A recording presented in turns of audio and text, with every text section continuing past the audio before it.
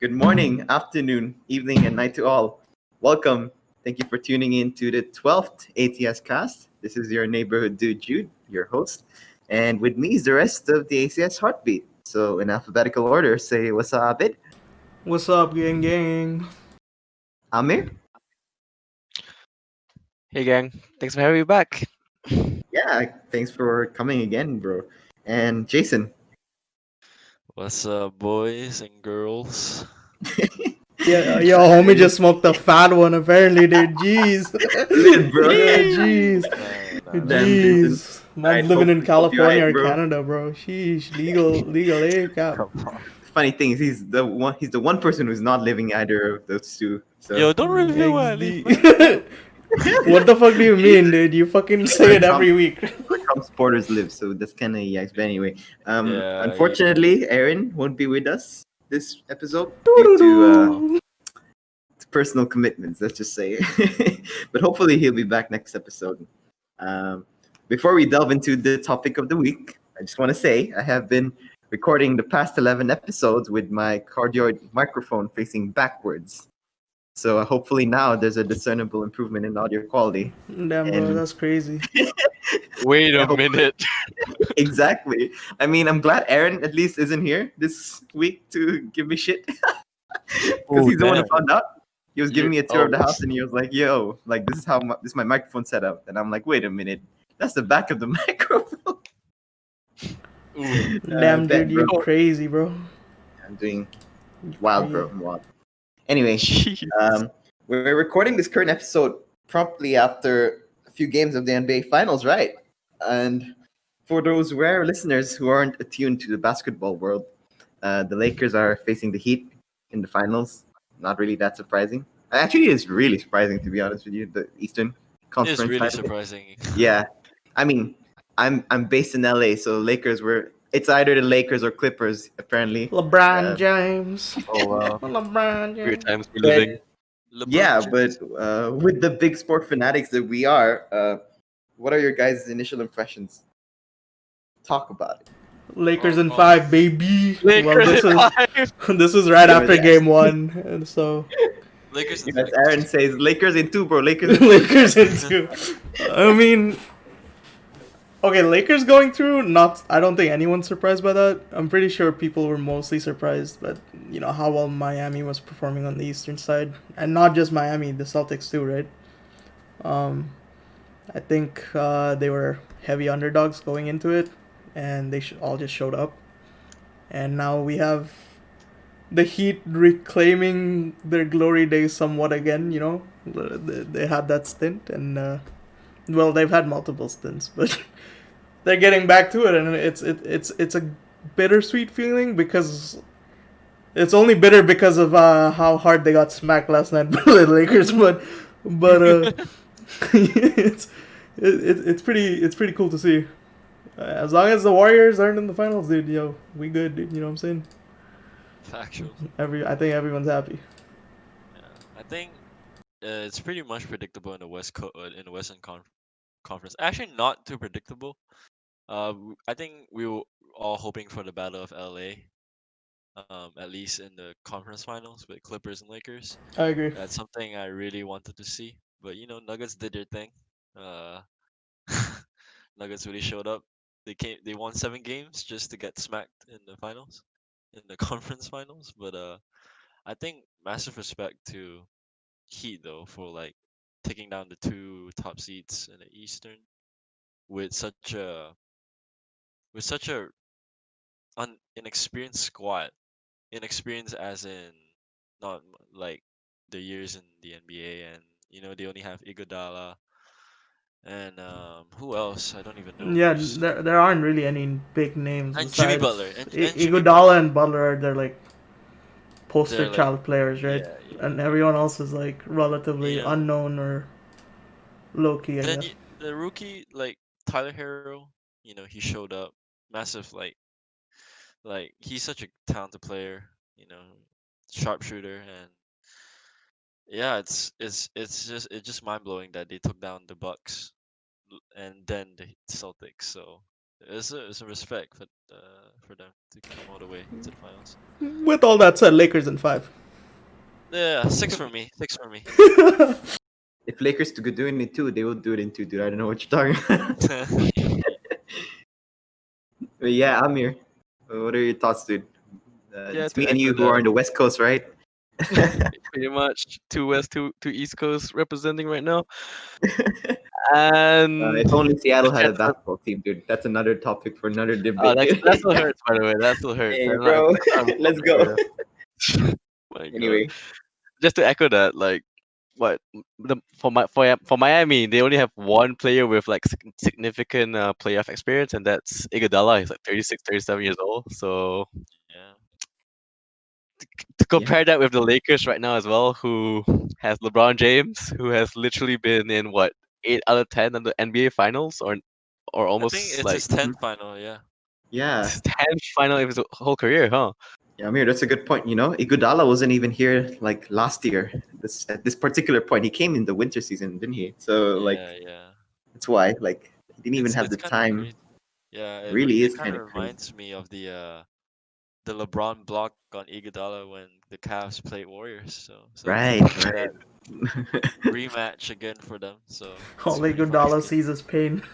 Yeah, pretty Well, much. well, in all aspects, at least Iguodala is not in the Warriors, which is more, I feel, which is more palatable to a lot of non-Warriors fans, right? So Factual, it works factual. out. I mean, we have a lot to talk about this particular Heat team, right? There's already a lot of facts that we've pulled out and that we've discussed initially, but as much as the Lakers are somewhat favorites for the finals, uh, they should still be statistically considered underdogs in a sense. This is the first time in the NBA franchise that two finalists did not qualify for the playoffs the season before. That's particularly striking, right? As much as you can say LeBron James is part of the Lakers and they've bought big and they've acclimatized to such a playoff scenario, like this is technically their first playoff game in a while, isn't it? Yeah. So, yeah, before we go to the Heat, what are your guys' opinion on that? Abid, you want to go first? I mean, you could go first, dude. No matter. Oh Actually, yeah. you know, I mean, I'll it's I'll I'll open, key bro. in a bit. It is very open. I'll key in a bit Okay. of fan experience, I guess. I don't know if they experience the Liverpool syndrome here, but once you start losing, you kind of feel the weight of the shoulder of like not being able to win. And I think it's not only a fan type of opinion; like it gets on the players as well, the pressure to win. And Lakers haven't done that in a while, especially without Kobe, right? Like it's literally a new dawn for them. Rest in peace. Um, Yeah. rest in Rest in peace. peace. Yeah. Yeah, I think for me, this Lakers squad right here is literally, built around Braun. Just it's not built for the future.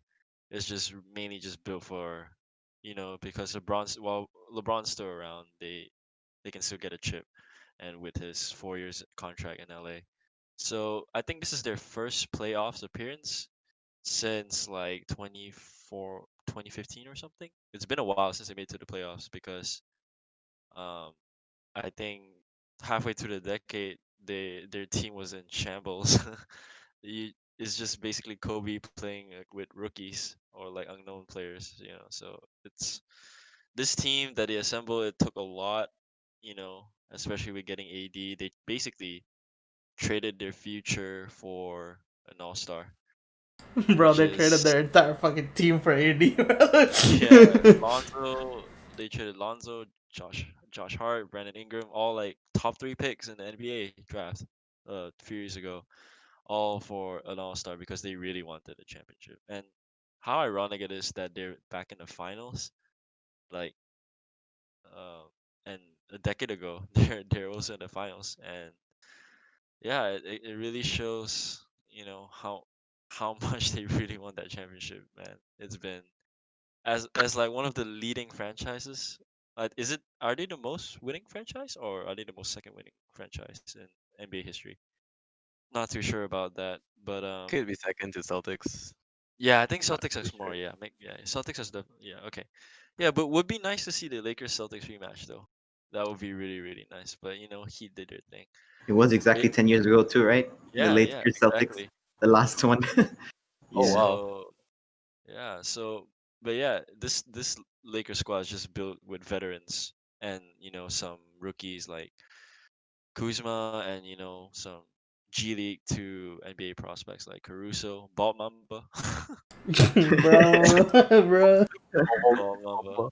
He's really a good player. He's such a good player though. But yeah, I think the Lakers they did a lot to assemble this team, and if they didn't win the championship this year, it would have been a waste, for trading with 80. That's my opinion. But I think they're gonna do it, and they're gonna do it in 6 games. That's my opinion. I think what Jude was saying is a very big and like it's a very apparent point.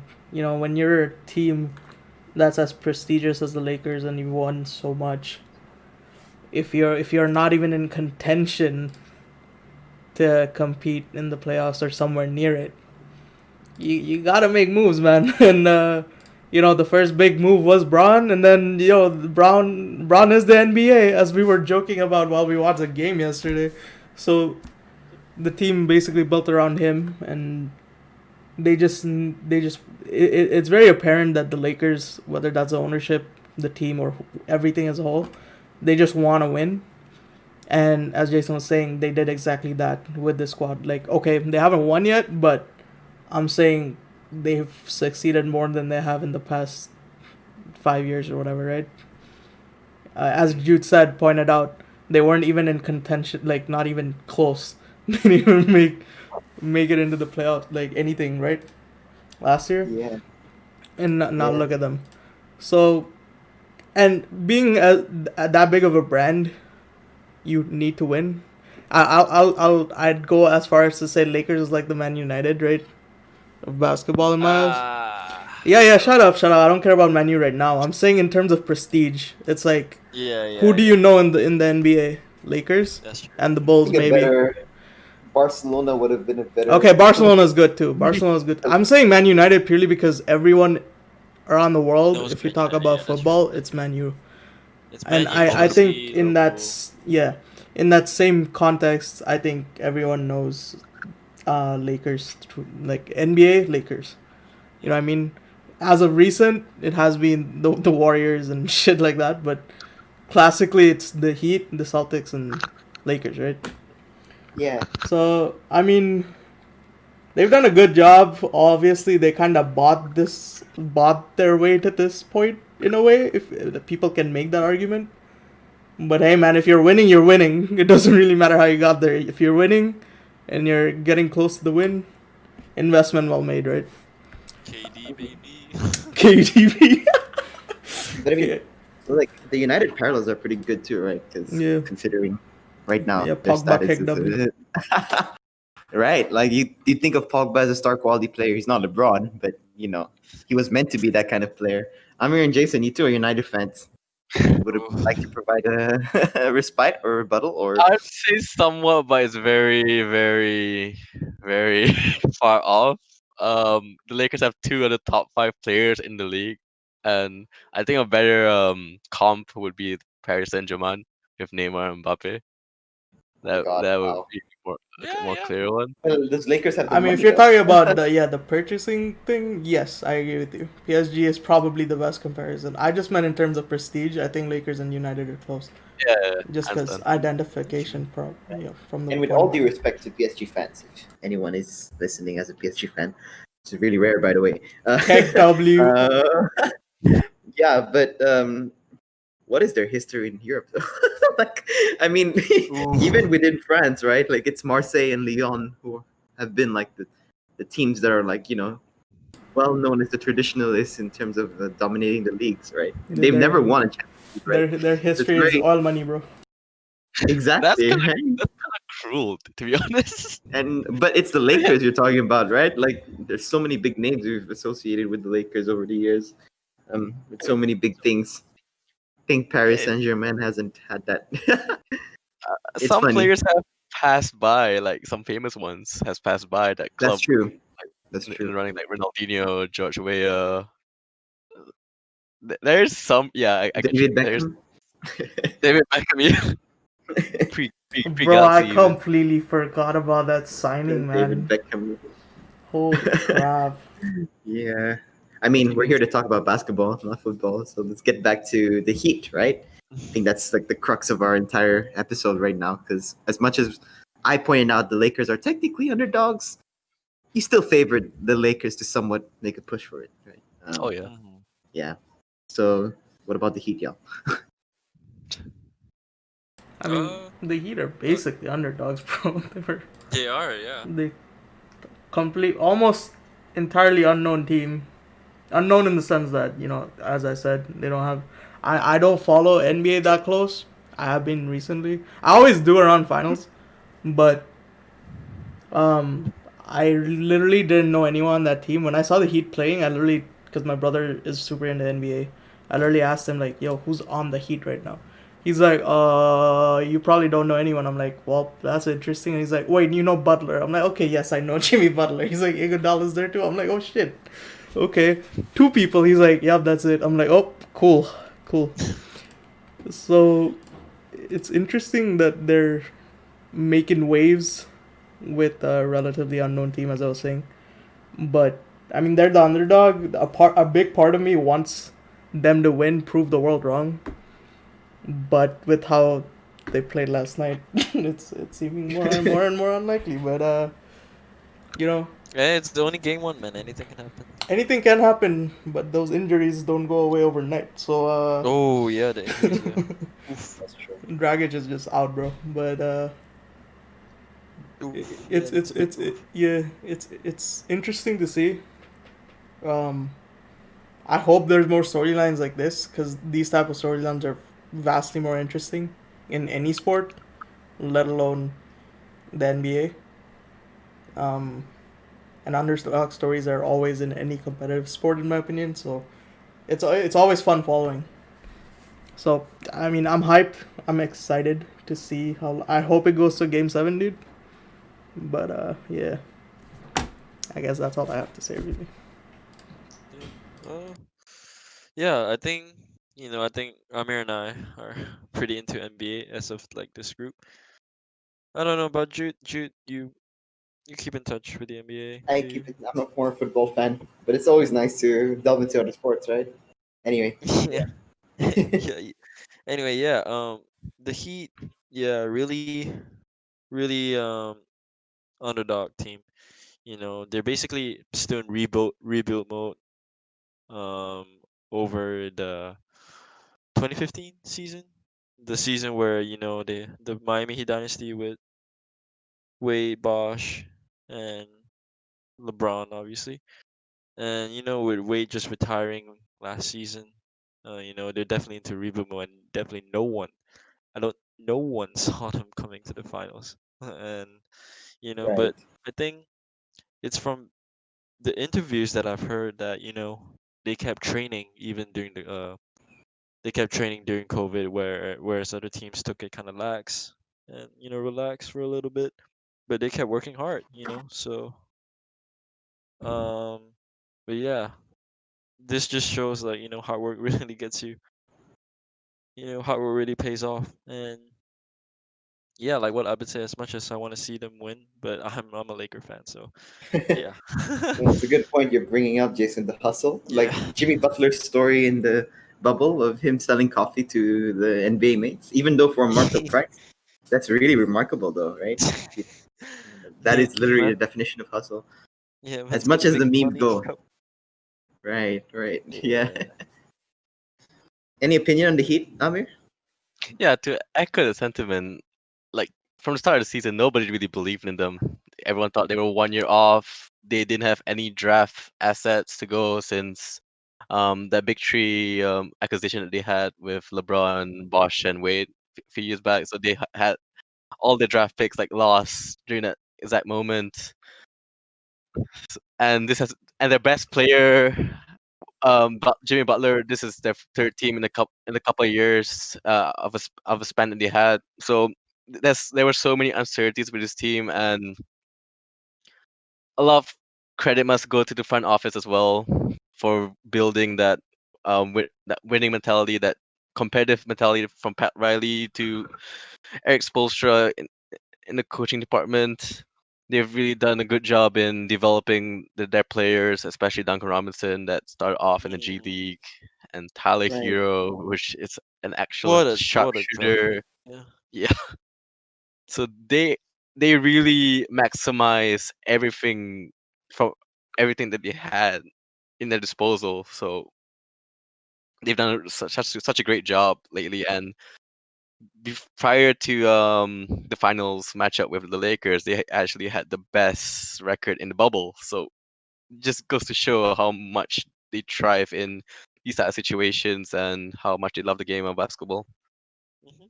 Right. I'm amazed as well, though. Like, a good point of the draft picks too. You look at their players, like they're all draft picks that occurred in the double digits, right? They weren't in the top 10 draft picks at that time.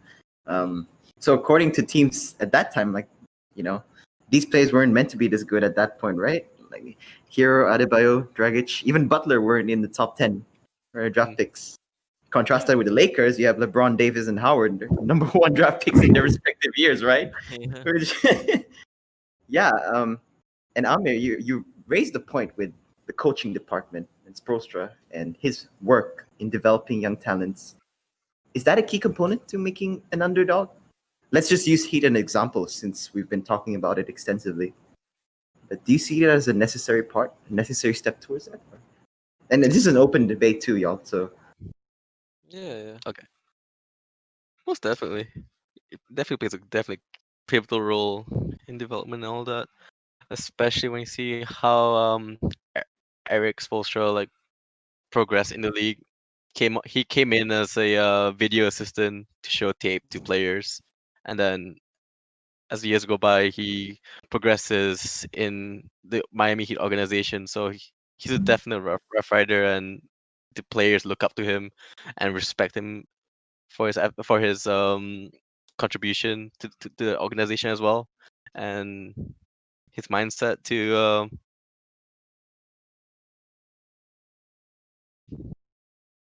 Mhm. to winning to developing his play in the game as well. right, right. I mean, yeah, that another good point though, the mindset. I mean, we'll go into the mentality aspect of being an underdog in a second though. But yeah, what are your guys' opinion on the ability to maximize the resources that you currently have? Because that's not the approach that Lakers were taking, weren't they? Like they had a talented pool of youngsters, but they instead chose to forego that for immediate success with Davis. And it's not necessarily the worst option compared to just cultivating youngsters. But then at the same time, it makes you think though, like how do underdog teams tick at that sense? And Yeah. I that's what think. I really want. Yeah. Sorry. No. I'm just saying like yeah, like just agreeing with what Amir said. Spoelstra, man, like his hard work and determination. He's basically I consider him as the Greg Popovich or Right. the Greg Popovich or who else? My brain's not You can say Pat naming the Riley, to coaches. be honest. Jack, The yeah, definition Phil of Jackson, Pat underdogs Riley. in a way. Yeah. Yeah. I mean, Lakers took a shortcut, but I guess the Heat took what they really have and built from there, built from scratch. They really, yeah, it's all from the coaching department. Got to give props to them for just training, and the players were just willing to put everything they have to reach their goal. You know, I think I think honestly, prior to the bubble, um, they really worked hard and they knew that they have to give 100% because it's a different environment. You're basically quarantined in this location. So, all you got to think is just basketball. So they work hard. They really did work hard. Yeah, that's true. Yeah, the fact that they had to acclimatize to a new environment in terms of being in the bubble is another thing, right? Like, although all teams do that, like it's not the typical scenario that you're accustomed to, that you trained for. Yeah, so that's another admirable thing with them. I think a very applicable phrase that resonates with these kinds of teams are that phrase, the whole is greater than the sum of the parts. It's really, really applicable for such underdogs. Um, but is it not true that although there may be individuals that perform at an extraordinary level, like, are they sufficient? Are they not sufficient for a high performing team? Like, do you really need a superstar to make a team click? Because you could still classify Butler, for example, as that type of person who gave that shift in focus towards the team. And as much as you can, as much as you can attribute the success to the coaching department, there has to be some level of player that people have to aspire towards, that the team has to aspire towards and work towards. Yeah, So what do you I guys think? agree. I agree. You definitely need that one player. He doesn't have to be like a superstar or anything, but he could be a longtime veteran. Take Let's just insert football context here. Just put like Perlo, or you put Perlo, Gerrard, Lampard. These players, Right. you know, they've been committed to the certain club, and people look to them, or new players or prospects who are being drafted. They look to them as mentors in some way, like how what can they learn from him, and for I think because take Charlotte Hornets for example. They're a team with no superstars. Right. as of Right. and yet they're not successful because I don't think they have a player that could inspire them. Well, you they had know Walker, they had Kemba before, but they had Kemba, and they did a good job. They made to the playoffs a few times, but I think you need that one player who has experience in the experience in playoff contentions, or like, or Champions League, or just anything, with Mhm. experience in contending for a championship. So with those experience they can share on the team and share what they've learned. So yeah, you definitely need, in my opinion, I think you definitely need that certain person to influence the team, whether it be a veteran or a current superstar. Yeah. Yeah. Yeah. I mean, yeah, go on. I mean, Okay. And to add on to that, like the culture of that environment of that particular team is vital too. When it comes to Jimmy Butler, he was that missing component for Miami that they've sorely missed for a long time since the Big Three left. And just to compare, like to another moment in NBA history, like you don't need to look far back. Like the Lakers a year ago, they were kind of built uh ineffectively, and they were missing Anthony Davis if you compare it to this season, and it goes to show how much they've improved over the span of 1 year, and how an individual could change things, whether it be even Dwight Howard as a influential offensive big man, while Anthony Davis spaces up the floor so that LeBron could do his playmaking things as a point making forward. These players really makes a difference as compared to a team like the Charlotte Hornets or the Orleans Pelicans, for example, where they have all these players but they have nothing to show for. Hmm.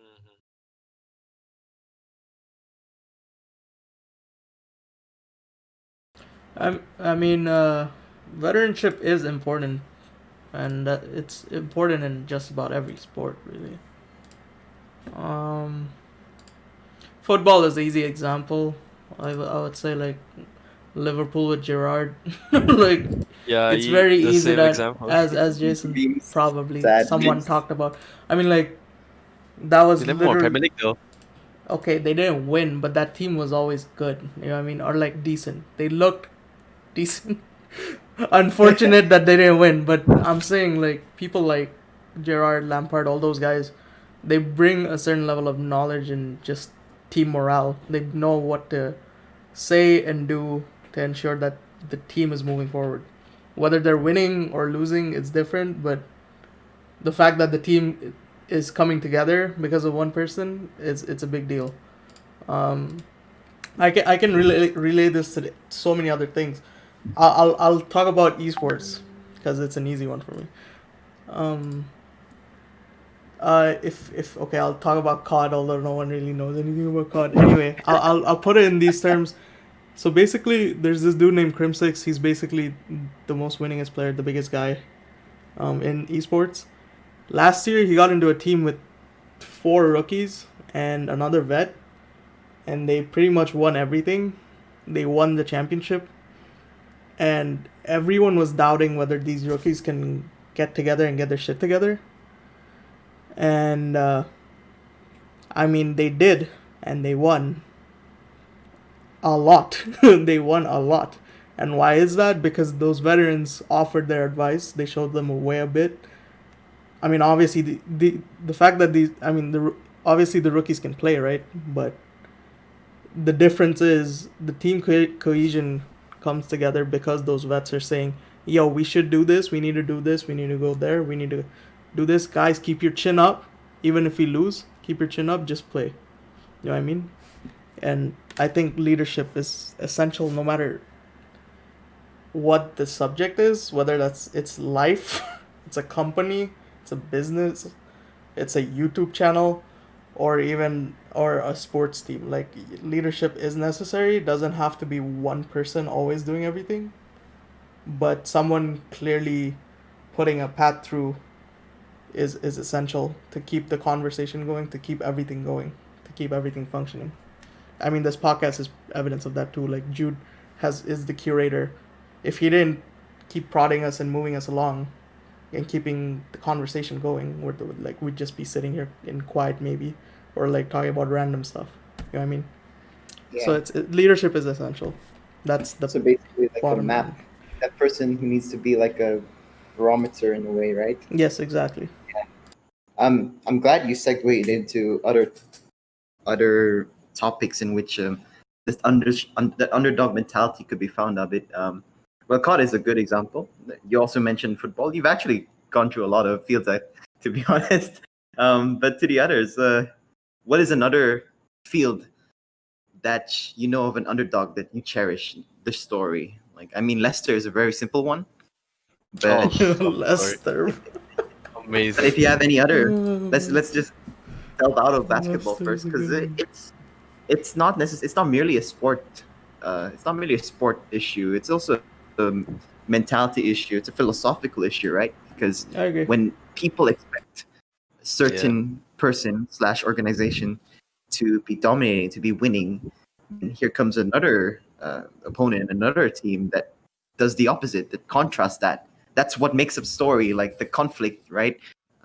So yeah, What's amazing about that is nobody rooted for them, but everyone would when they got things running.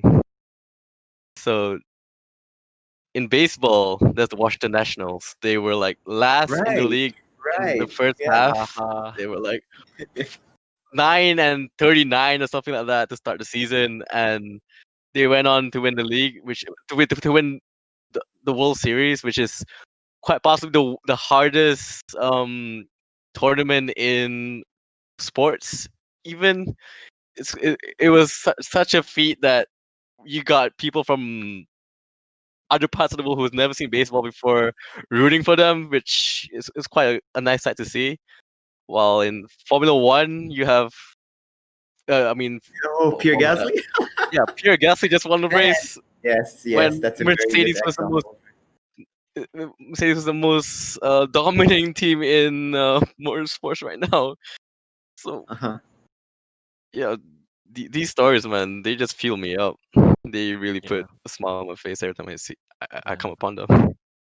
It's nice though, because I think sports can be pretty boring if everything is predictable in a sense. Take esports for example, like League of Legends. It's so nice to see upsets, like unknown teams upsetting big teams when they're almost guaranteed to win. But anything can happen in a game of sports. So, and speaking about league, the World's 2020 starts this weekend. So, looking forward to a lot of upsets on or good games. So Bro, if you want to talk league, bro, like PSG Talon, that's a that is true. Taiwanese team, I think. Yeah, I Mhm. think Taiwan? not No, too they're sure. from Underdog? Hong Kong. No, they're based out of Hong Kong, dude. No one knew who the hell they were, and they got top in Wow. their group, and they Yeah, seeded straight through with TL. So everyone was just like, "Whoa, okay, we knew these guys could play, kinda." Because obviously hmm at that point, okay, at that level, like everyone can play somewhat, right? If you're in there, you can shoot, you can aim, you can click. yeah, It's about the in game, what you do, the mental, what you're doing with your team. That's where the right. difference comes in, right? Yeah, the So peer pressure. yeah, exactly. So PSG talent, like they made it out, and everyone's like, "What the hell?" Even I was like, "What the hell is going on, bro? This is kind of crazy." Because they dominated their group, and they got into Top groups, seed. Yeah. their top seed into groups. So I mean, I think that just applies to sports, and everyone loves a good underdog story. There is no one who despises the underdog story unless you're the person going up against those underdogs, because then That is true.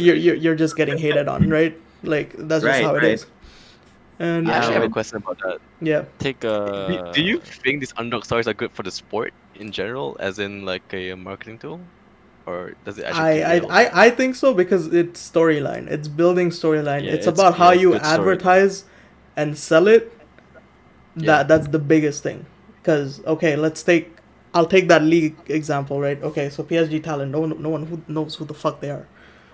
Everyone knows TSM to a certain extent. Even if you meme it, right? NA World League, haha. But you know who TSM is as an organization. If PSG talent upset TSM, let's say, that is a big storyline that you can broadcast the shit out of. You could be like, yo, oh my god, they beat them. Oh my god, yo, check this team out. And Yeah, people it's will get content. behind them. It's purely marketing that I feel like is the difference. And I think it's very good for the sport Right. because it gets people interested. As you said, like there are dick riders. Okay, I don't know what not dick riders, but like hype train people, like people who ride the hype. Yeah. And Yeah. and underdog stories literally build hype. Right. Yeah. The Heat Celtics, I feel like that was a game that was watched a lot more because it was like two underdogs somewhat, right? It was like, oh shit, let's see who comes out on top between the two underdogs, and then see who faces the big king on the other side, right? No, hmm whatever, right? Which is, I mean, Lakers. So that applies to every sport. I think it's very necessary in a way. It keeps things fresh, interesting. Although there are gonna be people riding that hype, I think Mm. it still gets people in. So the sport progresses, gets bigger, blah blah blah blah blah, etc. etc. Marketing is great. Content, guys. Yeah. Other underdog stories include, Man U's comeback against PSG, or yeah, fair. even, or Yeah, bro, even, that's crazy. or even All right. Liverpool's comeback against Barcelona. That's a great Uh-huh. underdog story. Yeah. You Mm. know, it just shows that those games it creates. It's like history. It's like a historic moment. People look back to it as a good moment in that sport, and it could be stories that could be talked for in the later years. So I agree with the whole marketing thing. It's a good change for sure. Yeah, the Leicester City title is never going to be Oh yeah, that forgotten, is honestly. never gonna be forgotten. No. Right? And I'm pretty sure the Nationals are also going to be up there now that they've achieved that. Amir, I know you're the one who brought it up too, but um, especially with the recent allegations uh, against the not the Rockets, the Astros, wrong sport. But You're in the yeah, same like city. they are the same city. Yeah, that's true. I was like Houston. Anyway, um, yeah, the fact that the Nationals beat Astros amidst all of those claims that the Astros have been going through, like of course the fans would attempt to derail the Astros' not only legitimacy in the sport but the popularity as well. They've dipped down immediately after that. Yeah. Yeah, so it's such a contrast, right? Like during the Worlds, like when Astros were facing off the Nationals, it was kind of a it's kind of easy to support to choose between who to support, right? Definitely, especially when prior to that, the Astros were actually the underdogs, and then Right, right. when they kept on winning, they became this like legacy building squad, like something you never seen before. I mean, it's still talked about today, right, in LA. The fact that the Mm. Dodgers were supposed to get the World Series, but then Right, the right. Astros won, and they were the underdogs. It's such a remarkable turnaround, in opinion. Yeah. I mean, speaking of opinion, though, um, let's get into the heads of the players who are in these underdogs teams. When you're in such a situation and everyone is betting against you, it's not only difficult to overcome that expectation, but there's also that inadvertent pressure on the other side where you're felt to you're made to felt belittled in a sense, right? Since you are the team that are expected to lose in a competition. Um, what makes that kind of mentality tick? What contributes to that strength of mentality that these underdog teams have? Because we did talk about underdogs as a philosophy, as a mentality topic instead of within sports itself. Oof. It's, in some ways, I guess you can attribute it to people being built differently. Like some people, you can see it in their faces. They just show the passion, they show the grit, and on their best day, they're just unstoppable and just display that ruthlessness that they need when you lock on for maybe that 90 minutes on a pitch or an hour on the arena floor. Like there isn't. I don't think there's a direct answer to that question. That's why I'm giving such an indirect quote to that. But when it comes to it, sports just elevates your level of competitiveness to a 10 to a 10 level. And when you, especially in team sports, when you have people that are on the same wavelength as you, who share the same competitive spirit as you, it just everything just along smoothly. And just to go by what Abid said just now, like that veteran leadership is pretty much necessary when you want to go for a chip or a run for a championship per se. Right. Like if others have a certain mentality, then it's really easy for you to turn up that mentality as well, isn't it? In a Right, sense, right. everyone around you is of the same ilk. Yeah, that's true. Yeah, I mean okay, so what I think drives underdogs the most is the mentality of proving people wrong. And I think that's That's a good really way. a big way to counter what people are saying. It's like I think mentality is the biggest thing. If you take what people are saying to heart, you're not gonna be an underdog winner. I don't think. Every underdog probably takes it, as it is, and then like, okay, you can say what you want. We'll try and prove you wrong. And it's always that mentality of trying to prove people wrong. I think that humans innately just love proving others wrong. So that just drives underdogs forward. I think that's why underdog stories exist in the first place.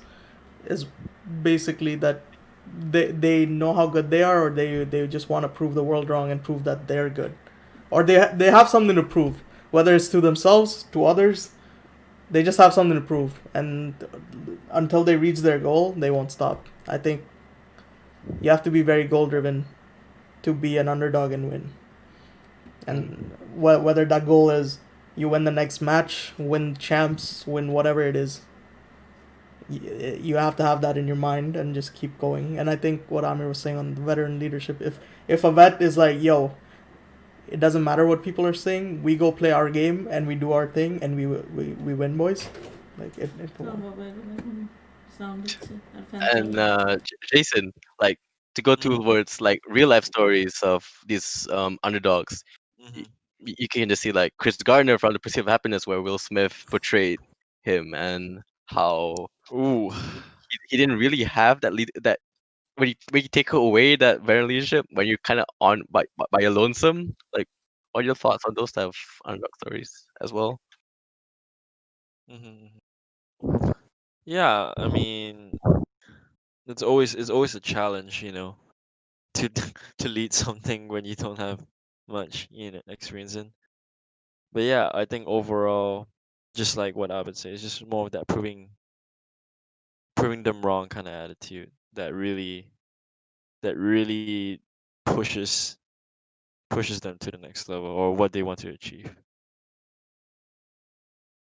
Mhm.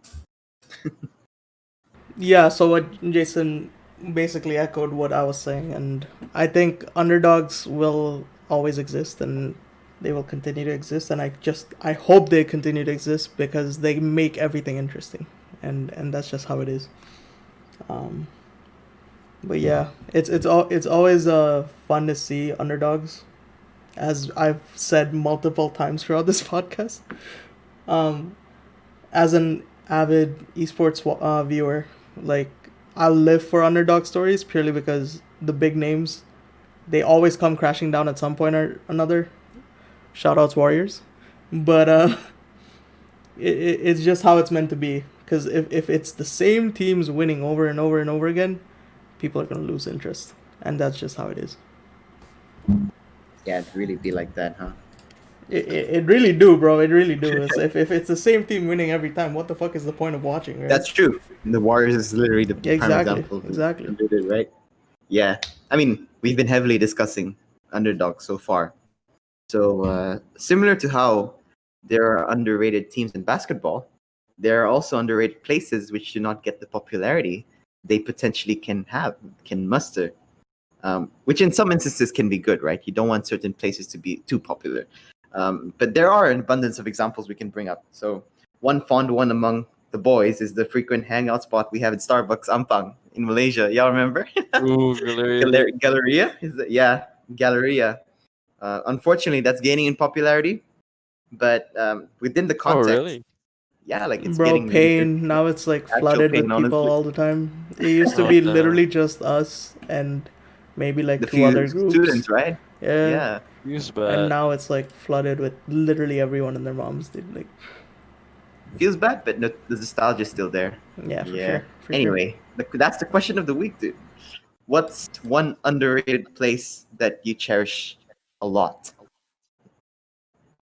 Bro, that's tough, bro. Damn. Because you just literally probably use my only place to come home, but let me think. Let me Yeah, think. that's the boys. It's a shared common. Oh, actually, I know Anyway, mine. I know mine. It's still my town, bro. My town mall. right, dude. My town is Which my part? underrated. All of it, dude. I feel like it's still super low key, even when I go back now. Like, there are more people here and there, but for the most part, it's the IKEA crowd, and then the mall is still relatively like low key. Not a lot of That's people. true. Um, it is a big mall. I don't doubt that it can have big crowds and everything, but it's still that one spot when we don't know what the hell to do. We go get an IKEA hot dog and walk around the mall. You know what I'm saying? So it's a good time. My town mall, Kuala Lumpur, bro. KL gang. Sure ass. Cheras gang, bro. Cheras. My goodness. Uh, well, hmm. I kind of forgot the name, but the place is in Seattle. It's kind of a brunch spot. I Oh, kind of miss it. It's where I take people like when I go for like third dates or some shit. Like if it ever comes to minor that facts by stage, Amir would bet. I mean, it's a really good spot. Like if you like find someone you cherish, I think that spot will be one for you as well, especially with its menu and it's so fucking cheap. Mhm. But I just forgot what it's called. Honestly, because it sounds like the most cowboyish name you could ever find, and you won't ever associate it with a brunch spot. That's the thing. It Is there actually like an it, actually, it sounds like a steakhouse. wow? It's really like under the mill like type of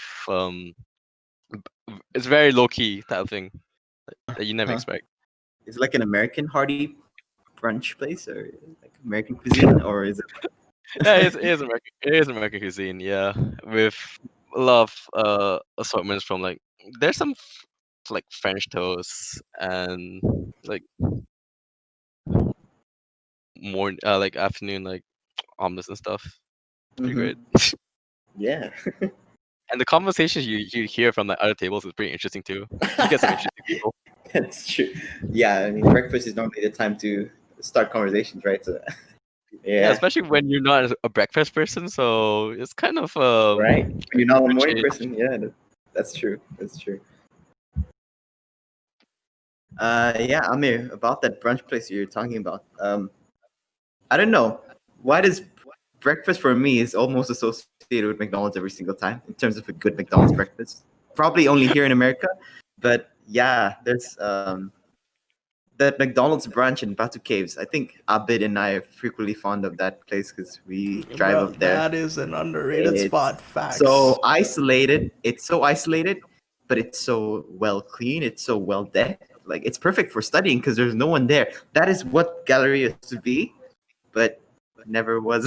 It never has been anymore since it's gained popularity.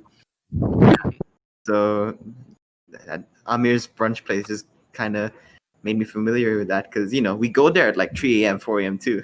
That is technically my breakfast in a sense, right?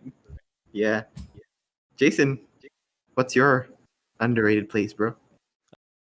Yeah, I would definitely say there's this park near my neighborhood where I'm at right now. I usually go there because it's not too crowded. It's really unknown. No one really goes to that lake, and I just go there and to de-stress and just sit down and just enjoy the scenery. It's really peaceful and therapeutic. So yeah, that bench. I mean, you guys have probably seen from my stories, Snap stories or Instagram stories that I've posted a few just admiring the scenery. But yeah, that has to be the one for me. I mean, yeah, that's a perfect encapsulation of underrated, right? Like places where you go to just unwind. That's Mm, it's actually such a good example. Amir, do you have a comment on that? Go ahead, bro.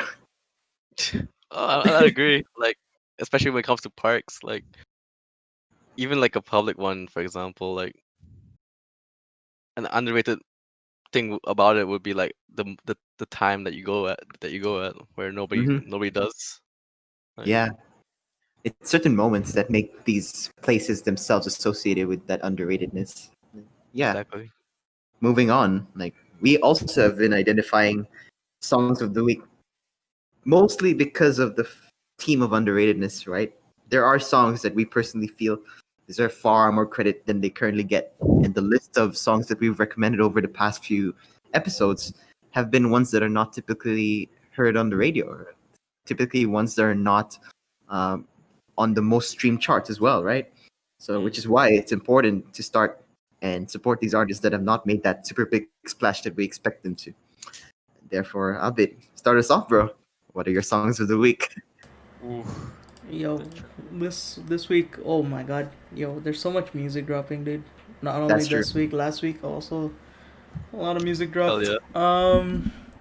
For me, my first song is Jawbreaker by Machine Gun Kelly. It's off his new album. Tickets to my downfall. Man's bringing pop punk back with Travis Barker. It's kind of crazy. It's a really good song. Honestly, I know the words and I still don't know what it's really about, but it's a good song and it's a great vibe if you listen to pop punk. Um, my second song is Dropout by Brackens featuring Black Bear. Um, it just dropped last week. I didn't know who he Ooh. was. Jason knew who he was, and Josh and some other people, but I didn't know who he was. It showed up in my Spotify release radar XD, and really good song. The message I can vibe with it a lot. It's about dropping out, haha, but I haven't dropped out. But the thought has crossed my head a lot of times. Anyway, really good song. I feel like a lot of uni students can relate to it. To be honest, and it's a good vibe. So yeah. Yeah. Amir. Oh, is it my turn? Okay. Yeah. Yeah. Alright. Alright. So I'm kind of out of touch with these type of things because, well, underdog songs. Ugh, are pretty, I guess, rare, especially when I mean, opposite of what Abid said. But Yeah. yeah, a lot of bops are coming out like most recently. Like, so my first song is "Levitating" by Dua Lipa and the Baby. Yeah. Oh. The Baby brought it back. Bro, actual He, banger. he is yeah, he is back. Even Dua Lipa, holy shit, it actually blew my mind.